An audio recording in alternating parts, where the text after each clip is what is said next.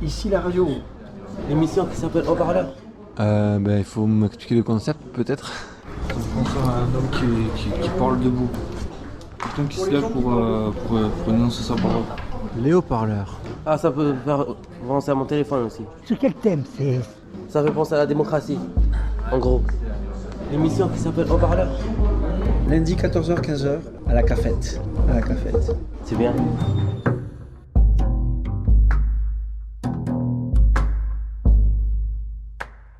Tu veux être Hakim. Mohamed. Eh bien alors moi je m'appelle Aimé. Claire. Tu veux être des loisirs. Qu'est-ce qui vous ferait plaisir Ski, moi. Le ski à randonnée. Il faut passer d'activités. Ici, il y a quoi comme loisir, selon vous Je t'aime tout pas y aller parce que il faut se faire. Moi, quand j'étais à la Bourrienne, on faisait la randonnée. Tu connaissais Jean-Claude. Sur le Bordeaux, on faisait la randonnée. On est à Montbel. C'est sorti ça. Tu pars toute la journée, et tu t'amuses, tu manges avec l'infirmier, et cuisine, c'est bien ça. Combien vous étiez là-dessus? On était 12. On était en Espagne, tu sais que Cécilia, ça partait à Marchand. Cécilia, ça partait à Marchand. Et quand on était à Saint-Sylvia, on était à la piscine, tu sais, à montagne, 60. À montagne, l'eau est chaude. Et quand tu prends la douche, c'est froid. Hein. L'eau de la montagne, c'est froid. Hein. C'est bon pour la santé. J'aime bien la montagne, moi. Merci. Hakim, donc tu me disais, t'as fait quoi aujourd'hui? Un test urinaire. Non, pour la drogue. Mais ils m'ont demandé ça là. Ils me demandent de faire un test urinaire de temps en temps. Voilà. Parce que j'ai consommé. Ils m'ont fait un test urinaire. Ils savaient que j'avais consommé, ils m'ont fait un test urinaire. Et je leur ai dit, voilà, j'ai consommé, voilà, excusez-moi. Ils m'ont dit, bon, mais ça dépendra du dosage, tout ça. On va repousser votre sortie d'une semaine. Voilà. C'est lié, on va dire, à tes... Au traitement. Mais par contre, consomme, ça va nous faire des. Ça va nous déranger le traitement en fait. D'accord, mais ici, il y en a beaucoup qui consomment. Ouais, mais il faut qu'ils prennent soin. Salut. Non, j'ai pas. Non, j'ai pas, désolé. J'avais des clopes. Ouais, tu vois, j'ai fait un test urinaire et c'est triste parce que j'allais sortir cette semaine, j'allais sortir mercredi ou jeudi. Ils m'ont fait un test urinaire aujourd'hui, ils m'ont piégé en fait. Ils m'ont bien piégé. Et moi, j'ai consommé de la coque et du shit et de la bœuf ce week-end, en permission. Les personnes ici qui fument de l'herbe, du shit, il y en a beaucoup en fait. Il y a beaucoup de petits hôpitaux ici, on aura face quand même. Hein. La police te suit, ils savent que tu te drogues, et ils viennent te foutre. Et tu sais, à Verlaine, où j'étais, moi, il n'était pas ce monsieur. Ils ont tapé un type à mort. Il était en détention pour là, il fumait sa cope à la cafétéria, il appelle la cafétéria, le pavillon, allez, pam, attention. Chambre d'isolement, elle parle de la chambre d'isolement quand elle parle de détention. C'est la vie, c'est comme ça. Tu te fais bouffer. Tu sais, il y a des gens riches et des gens pauvres. Hein. Tu parles pas de l'hôpital, moi. Tu parles pas de l'hôpital. Tu as les pays proches, des pays riches. Moi, je trouve qu'ils sont riches, mais ils n'ont pas le temps de faire des économies, ils n'ont pas le temps de s'en sortir. On dirait que l'hôpital leur prend tout leur temps. Le traitement, la bouffe, tout ça, les carcans de l'hôpital, on dirait qu'ils leur bouffent tout leur temps, tout leur argent, toute leur santé, toute leur vie, on dirait que ça leur bouffe ici. Et tu sais comment faire, moi. Alors que quand tu es ici, tu peux faire des économies d'argent.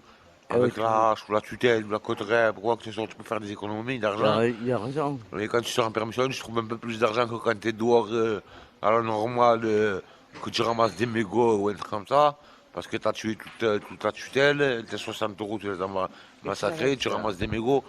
Et ici, quand tu es ici pour 15 jours, un mois, tu peux faire des économies de 15 jours, un mois. Parce que tu es nourri, logé, blanchi. Ici, c'est pas cher, la cafétéria en plus. Tu consommes pas trop, tu peux faire des économies. Mais déjà, ils consomment beaucoup. Beaucoup.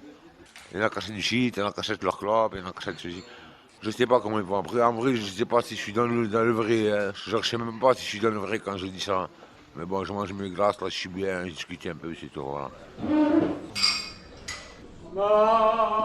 Alors là, c'est la cafétéria, voilà, de l'hôpital Gérard Marchand. D'accord, les haut-parleurs, ok. C'est la radio. Radio, heureux de vous accueillir ici. Comment ça va? Bonjour, c'est Louise. Qu'est-ce qu'il faut pour garder sa voix en bon état? D'abord, croire au destin, croire au bon Dieu. Si on ne croit pas au bon Dieu, on est. Ouais. On a aucune repère. Je l'appelle le rossignol. Parce qu'il fait Oh sole mio, que bella cosa. Oh. En plus, il a une tête de chanteur, vraiment une tête de chanteur de rossignol. Comment on dit? Des ténors ou de rossignol? On peut dire de rossignol? Ton niveau de voix, c'est quoi? Fatigué là. Do, ré, mi, fa, sol, la, si, do. Et do, ré, mi, fa. Je dirais, il fait deux gammes, il a 2 gammes, ça veut dire presque 2 gammes. Attends, je vais porter ça là-bas. Allez, attends, je vais porter ça là-bas, je reviens. Donc, plutôt de bonne humeur, toi On aussi. me soigne l'humeur, tu sais, ici. On me soigne l'humeur ici, je sais pas pourquoi on me soigne l'humeur. Parce que t'es trop de bonne humeur. Des régulateurs de l'humeur, on appelle ça. Moi, Ça je sert à quoi, tu sais, toi? Ça sert plutôt aux gens qui ont des angoisses. Je crois. Là, t'as des angoisses? J'avais pas d'angoisse, j'ai commencé à en avoir après par la suite. J'avais un caractère super, moi, une humeur super, j'avais une humeur massacrante. J'ai plus d'humeur, je suis que devant Internet, j'ai de l'humeur que devant le cinéma, et encore. Quelle connerie t'as pu faire pour te retrouver en HP? J'ai insulté le procureur. Je lui ai dit, trou du cul, tais-toi, laisse-moi me placer une. Il ne voulait pas me laisser parler. Il ne voulait pas me laisser parler. Je lui ai dit, trou du cul, laisse-moi me placer une. Alors que ma mère, elle m'avait pris un bon avocat, elle était présente et tout, je ne l'avais pas vu, moi. Je ne savais pas que j'étais bien représenté, tout ça. J'ai voulu abuser de représentation. Je sais pas, j'ai voulu faire un abus de représentation, peut-être. Mais pourquoi tu t'es retrouvé devant un procureur? Parce que je sais plus, je me rappelle plus, c'était quoi?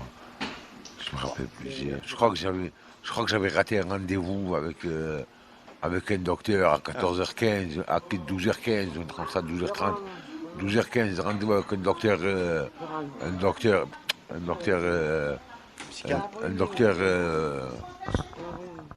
comment on l'appelle un docteur? Un docteur des docteurs, tu sais qu'il y a là-bas, là. Quand tu rentres vers Ampalou, sur cette route d'Espagne, vers la gauche, au bâtiment Alios, il y a des médecins là. Il y a des médecins là, ils s'occupent des psychiatres, ils s'occupent des patients des psychiatres. Quand il y en a un qui doit sortir de la psychiatrie, il passe par là-bas. J'avais le rendez-vous pour sortir de la psychiatrie, définitivement. Et je l'ai raté. Alors ils sont venus me chercher à la maison avec des inspecteurs, et ils m'ont ramené à la police, ils m'ont ramené au tribunal. Ils m'ont ramené en prison et je suis passé au tribunal. Alors j'ai dit, regarde, ça m'a placé une, je sais pas quoi, j'ai des problèmes de santé, j'entends des voix, je lui dis, il voulait pas m'écouter. J'ai dit, trop du cul, ça m'a placé une. Et il m'a condamné à une injonction de soins. Et c'était en 2006. Depuis 2006, je prends des cachets. En 2006, je suis traité. C'est beaucoup quand même, en 2023, c'est beaucoup. Pour soigner quelqu'un, il en faut du temps quand même, pour un Français. Il en faut du temps en France quand même, pour soigner quelqu'un. Alors je sais pas si c'est un schlag ou je sais pas quoi, une ancienne peine allemande, un truc comme ça, j'ai voulu me faire, un schlag, on appelle ça un schlag, une ancienne peine allemande ici. J'aimerais en terminer moi avec la psychiatrie, complètement. J'aimerais qu'ils ne me suivent plus, qu'ils ne viennent plus à la maison pour me chercher, parce qu'ils me donnent des rendez-vous, il faut qu'ils me suivent. Comme il dit Gad Elmaleh, moi si j'ai l'intention d'être suivi, je vais voir quelqu'un. Voilà. Mériterait peut-être d'autres conditions de vie, tout en ayant peut-être. Non, mais ici, ils en donnent des conditions de vie. Ils peuvent te trouver un appartement, mais ils te suivent. C'est ça le problème, c'est qu'ils te suivent. Moi, je vivais avec ma mère, elle avait d'appartement en appartement sans être suivie. Pourtant, je vivais avec elle, j'avais un beau-père tyrannique en plus. Il m'a brûlé le pouce, j'avais 6 ans. Et sur la plaque chauffante, il me l'a brûlé, elle était rougeoyante, il a mis de l'eau comme ça un peu, avec sa petite main comme ça magique, de maçon. Il avait un peu d'eau sur la plaque chauffante, ça fait... Après, il m'a pris le doigt comme ça par force, j'ai essayé de l'arrêter un peu, mais il était plus fort que moi, alors il me l'a collé sur la... Tu sais? Et ça, personne ne l'a suivi, personne n'a jamais condamné en France. Ils condamnent qui? Les Français. Ils ne condamnent pas les étrangers, ils condamnent qui? Les Français. Pourquoi ils font ça? Pourquoi ils condamnent leurs enfants et pas les enfants des autres en France? Alors ils violent leurs enfants et pas les enfants des autres aussi, c'est ça qu'ils font aussi. C'est ce qu'on peut se demander aussi, c'est quoi ce pays, la France? C'est un schlag, c'est quoi la France? C'est vrai, oh, tiens, je vais aller fumer une cigarette, donc tu m'excuses. J'écoute le café. On a l'impression qu'on est maintenant à la cafétéria. Ouais, on a l'impression qu'on est entendu et écouté. Mohamed, ça va? J'ai le même prénom qu'MHD. MHD, Ouais, c'est qui Le celui-là? rappeur. Il est d'où? Il est de Paris. Ok. De Paris, ouais. Et c'est de la vieille génération? Non, nouvelle génération. Ok. Ouais, il a 20 et quelques années encore, je pense. Ok. Et alors, de quoi il parle dans ses Du chansons? coup, il parle un peu de, tu sais, des Renois et tout. Tu vois ce que c'est? Ouais. Il fait de la trappe africaine. Ah ouais, ça Mais marche il le met encore. en mode moderne, ouais, ça passe bien. La trappe, ça marche encore. Ça passe encore, ouais. Ok. Et du coup, lui, il s'appelle Mohamed. Ok. Du coup, voilà. Il a fait une musique à Kelenta et tout, dédicace à son pays. Ouais. Ça va faire puis- plaisir. Quel est ton prénom? Claire. Et tu viens souvent ici? Non. C'est pour J'aime bien venir ici, mais je suis souvent repliée. Replié. Ouais. Ça veut dire que tu n'aimes pas trop discuter avec les personnes ici? C'est ma maladie qui fait ça. Bon, d'accord. Il y a des périodes où je ne vois personne. Je me dis, ils vont voir que je suis malade. Alors... Et j'aime pas que les gens voient que je Ok. suis malade. Et en fait, dans ma famille, ils le comprennent. Donc quand je veux pas y aller, ils me disent tu fais comme tu veux, on t'oppresse pas, on te laisse faire ce que tu veux, quand tu veux, avec qui tu veux et où je veux, quoi. On me laisse libre de mes mouvements. Seulement, je me suis un peu éloignée de mes cousines. Ouais, elles sont jeunes, elles ont 9 et 5 ans. À cet âge-là, elles réfléchissent pas trop à la maladie et tout ça. Mais ma petite cousine a été hospitalisée pendant 4 jours. Et sa mère m'a dit, oh, mais elle était comme un croc en pâte. Elle était choyée et tout. Voilà. Pour ta famille, il te manque. Oui, ma famille. J'ai ma mère sur Toulouse. Tout à l'heure, je discutais avec Hakim, et lui, bon, on lui a fait faire un test sanguin par rapport aux drogues. Vous, ça vous est pas arrivé ici? Ah, fou. Moi, non. Si ça m'est arrivé, ils m'ont testé. Ouais. Ils ont voulu me tester pour voir si je fumais des joints. Et du coup, moi, j'ai arrêté de fumer en fait avant d'être hospitalisé ici. Ah ouais? Ouais, j'ai arrêté de fumer des joints. Alors toi, on sait que tu fumes des joints. Avant. Avant. Et maintenant? Non. Je le fais pas intelligemment ici, je le faisais avant d'être là. Et maintenant, depuis que je suis ici à l'hôpital Marchand, et du coup, passé à Purpan, j'ai plus fumé de joint du tout. J'ai plus fumé de joint du tout. Moi, quand j'ai fini mon passage aux urgences, c'est-à-dire qu'il a duré 15 jours quand même, c'est mal. À Purpan, secteur fermé. Ils nous donnaient une clope par heure. Bon, enfin bref. Moi, ils m'ont mise là parce que je fuguais de Purpan à chaque fois. Alors, il s'appelle Christian Parazac. Il travaille en entreprise et biodiversité. Sur Internet, vous pouvez trouver. Et je le recommande pour l'avenir parce que il a une vision de l'écologie d'aujourd'hui et de demain. Et je trouve que l'écologie, on s'en préoccupe pas, alors que Macron avait proposé des projets pour l'écologie future et qui ne fait rien. Ouais, je trouve ce qu'elle dit, c'est pas mal. Hein. C'est pas mal du tout. Quoi, un dernier mot? Bon courage. Bisous à mes cousines. Allez, comme ça. Bonjour, tu nous rappelles ton prénom? Oui. Bonjour monsieur, dame, moi c'est Najim. Ça fait 30 ans que je suis 34 ans que je suis en France et ça fait 30 ans que je suis hospitalisé à Marchand. Je vous souhaite bonne journée à tous et que la paix soit dans le monde entier, Inch'Allah, et prophétisez bien, la vie est belle, et prophétisez avec un grand sourire, tout ça.